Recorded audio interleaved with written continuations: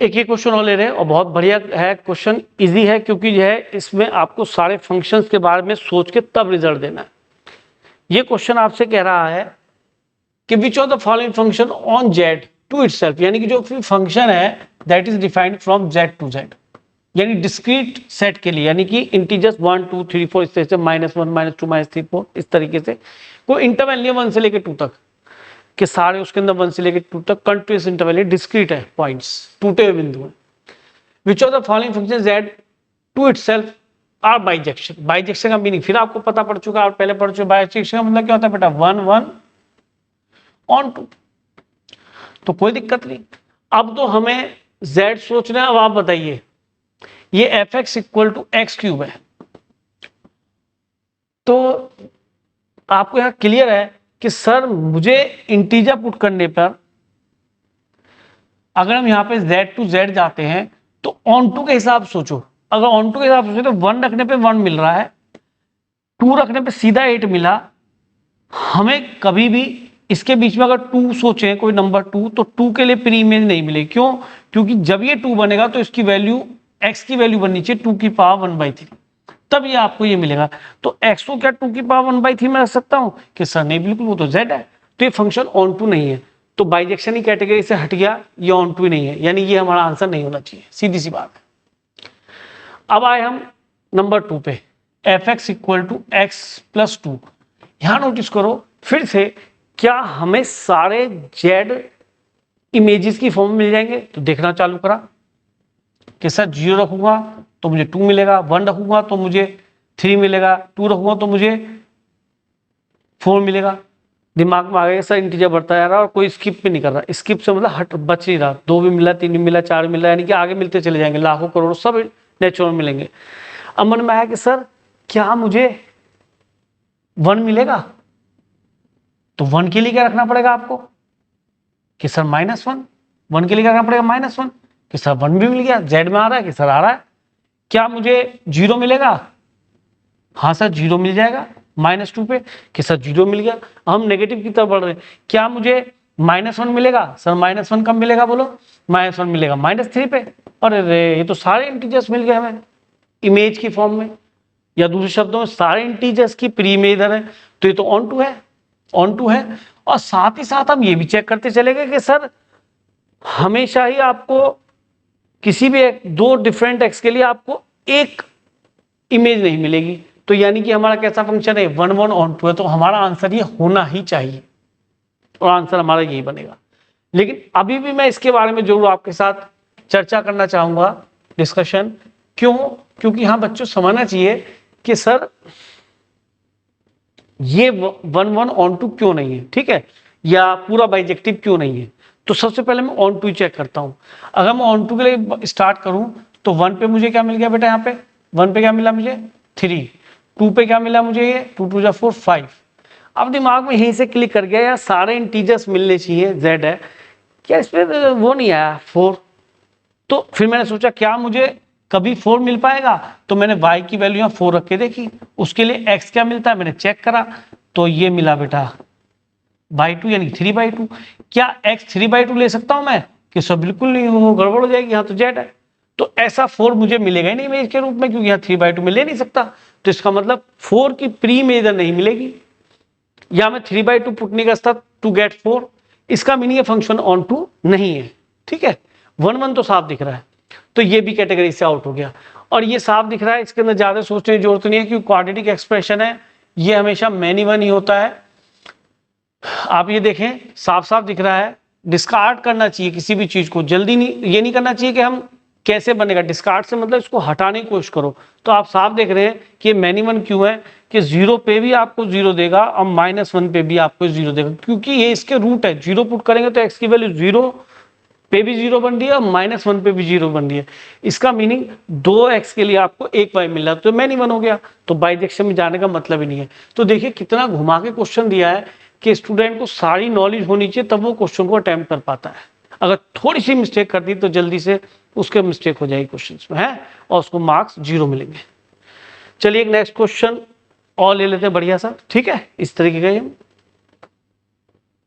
ओहो गजब क्वेश्चन है बेटा, उसी टाइप का भी। इसने दे दिया ये बाइजेक्शन है और A to A, function A to A, और सेट ए क्या है जी हमारा कि सर सेट ए है इक्विवेलेंट टू -1 to 1। अब ये भी क्वेश्चन धमाकेदार है, बहुत बढ़िया क्वेश्चन है, मतलब जब पूरी थ्योरो नॉलेज होती है तब बच्चा कर पाता है, क्योंकि उसे 4 फंक्शन को चेक करना है कि 1 1 on 2 है या नहीं। तो ये भी 1 1 on 2 फंक्शन है या नहीं चेक करना है। तो यहां से देखो कुछ बातें हैं, ये साफ है कि ये kx कोई फंक्शन है x², तो सीधी सी बात है मैनी 1 बनेगा, साफ दिख रहा है, इवन फंक्शन है, 1 रखने पे 1 देगा, -1 पे 1 देगा, तो ये हो गया डिस्कार्ड। क्यों डिस्कार्ड हो गया कि सर डिस्कार्ड सोचो, उल्टा सोचो कि मैनी 1 कौन सा बनेगा, तो मैनी 1 बनेगा। यहां पे आप देखिए, आप ये x/2 लाइन है, आप ये देखिए कि आपको -1 to 1 में चेक करनी है, पहली बात तो ध्यान रहे। तो x/2 को अगर मैं कर्व को बनाता हूं, तो ये मैंने कर्व बनाया बेटा, 1 पे आपको हाफ दे रहा है, थोड़ा सा लग भी रहा है छोटा, और ये -1 पे भी आपको हाफ दे रहा है। तो फिगर तो बता रही है कि ये 1 1 है, क्योंकि ये केवल स्ट्रिक्टली इंक्रीजिंग कर्व है, ठीक है। तो ये 1 1 तो है। क्या ये ऑन टू भी है कि सर ऑन टू नहीं है, रेंज वाई एक्सिस पे हम देखते हैं तो रेंज हमें क्या दिख रही है बेटा, -1/2 to 1/2। तो जो रेंज है वो बेटा कोडोमेन के बराबर नहीं है, इसलिए फंक्शन ही इनटू है, और हमें क्या रखना था ऑन टू, तो ये भी हमारा डिस्कार्ड हो गया। अब आए mod of x. Sir mod of x तो आपको पता ही है, मॉड ऑफ एक्स का कर्व कैसे बनता है, सर मॉड ऑफ एक्स का कर्व तो ऐसे बनता है, ये तो फंक्शन मैनी 1 बनेगा, -1 और 1 के बीच में। आप देखिए कहीं भी देखिए, 1 पे भी आपको 1 मिलेगा और -1 पे 1 मिलेगा। या फिर दूसरी तरीका, आपने -1 और 1 के बीच में कर्व बनाया, अगर आप कोई हॉरिजॉन्टल लाइन ड्रॉ करेंगे तो कर्व को 2 या 2 से ज्यादा पॉइंट पर कट कर गई तो वो मैनी 1 होता है, ग्राफिकली नोटिफिकेशन आपको नोन है। तो सर ये भी हमारा ऑप्शन गया। अब हमारा ये रह गया जो कि हमें पहले बड़ा अजीब सा लग रहा था, तो यही आंसर होना चाहिए। अब कहानी है कि बच्चा सोचता है कि सर ये आंसर क्यों, ठीक है, वैसे तो आप 3 हटा चुके हो तो ऑप्शन तो ये रिजल्ट है ही, क्योंकि इसमें नन ऑफ दीज है नहीं, पर हमें आना चाहिए कि ये बन कैसे रहा है। तो मैं इसको यहाँ से बेटा इरेज कर दूँ थोड़ा सा, तो आपको कोई प्रॉब्लम नहीं होने की, यहीं पे इंटरप्रेट कर देंगे इसको। ये हमने हटा दिया बेटा यहाँ से। अब आ गए हम क्वेश्चन पे कि सर ये लिखा है y = sin ऑफ πx/2, कि सर ये फंक्शन लिखा है इस तरीके से कुछ, ठीक है। अच्छा एक चीज बताइए, sin πx/2 का कर्व नहीं जानते, लेकिन हम sin x का कर्व तो जानते हैं कि सर जानते हैं, तो एक बार करें sin x का कर्व ड्रॉ कर लेते हैं।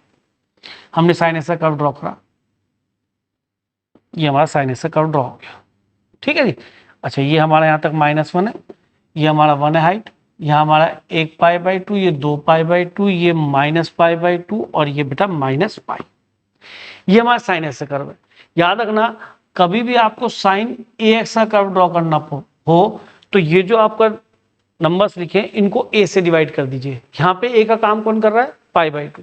तो जब मैं इसको π/2 से डिवाइड करूंगा इस पूरे को, तो ये π/2 से डिवाइड करने के बाद क्या बनेगा बेटा, पूरे को π/2 से डिवाइड करेंगे तो ये बन जाएगा 1, इसको π/2 से डिवाइड करेंगे ये बन जाएगा -1। इसको चलो तो पीछे चले गए, हमें तो केवल -1 और 1 के बीच में देखना था सेट ए में, तो हमारा फंक्शन केवल यहाँ तक के लिए कर्व बनाने की इजाजत देता है। तो हमारा जो वैलिड कर्व है वो बन चुका है। हर जगह आपको π/2 से डिवाइड करना है, अगर यहाँ π/2 से डिवाइड करें तो 2 चला जाएगा, तो ये 1 फिर आगे 2, बिल्कुल ठीक बैठा है, तो उसमें से 2 भी लिख सकता हूँ, ये -2 बन जाएगा, ठीक है। ये हमारा हट चुका है, इसको हम हटा देते हैं, ये हमारे काम का नहीं है। ये भी हमने हटा के अब क्या कर दिया बेटा जी, 1 कर दिया, तो इसको मैं यहाँ 1 कर देता हूँ। तो ये हमारा फाइनली कर्व बन गया, ये फाइनल कर्व बना 1 2 -1 और -2, ठीक है जी। अब कर्व हमारे काम का केवल ये वाला है। अब आप खुद देखो बेटा, ये साफ दिख रहा है, यहाँ से यहाँ तक जो हैशिस कर्व है ये हमारा कैसा दिख रहा है बेटा, ये इंक्रीजिंग, स्ट्रिक्टली इंक्रीजिंग है, तो ये 1 1 है, पहली चीज। दूसरी बात, अगर हम ये कहें कि क्या इसका कोडोमेन रेंज के बराबर है, कि सर रेंज तो y एक्सिस पे देखते, तो y एक्सिस पे मैंने परपेंडिकुलर ड्रॉप करा, तो साफ देखा कर्व तो सर y एक्सिस पे -1 से लेके 1 तक ही फैला हुआ है, तो ये हमारा रेंज दिख गया हमें। और जब हमें रेंज भी दिख गया, और रेंज हमारा किसके इक्वल है बेटा, कोडोमेन के इक्वल है, तो यहाँ पे ऑन टू भी हो गया, तो ऑन टू और 1 1 दोनों को तो बाइजेक्टिव बन गया, बाइजेक्शन हो गया। फिनोमिना, तो इसलिए हमारा बाइजेक्टिव में आ गया। जी हम ऑप्शन क्या ही रहते। तो बहुत ही बढ़िया क्वेश्चन है और इस टाइप के क्वेश्चन एनसीईआरटी एग्जाम्पल में भी हैं। तो प्लीज इन टाइप के क्वेश्चन को जरूर ट्राई करो, क्योंकि इन्हें ट्राई करके नहीं जाओगे तो वहां पे जब रैंडमली एग्जाम में क्वेश्चन ट्राई करोगे तो वहां पे मिस्टेक होने के चांसेस हैं। ठीक है, तो वीडियोस को ध्यान से देख के नोट्स बनाओ, क्वेश्चन लिखो और फिर उसके बाद क्वेश्चन सॉल्व करो ताकि वो आपकी मेमोरी में रहे।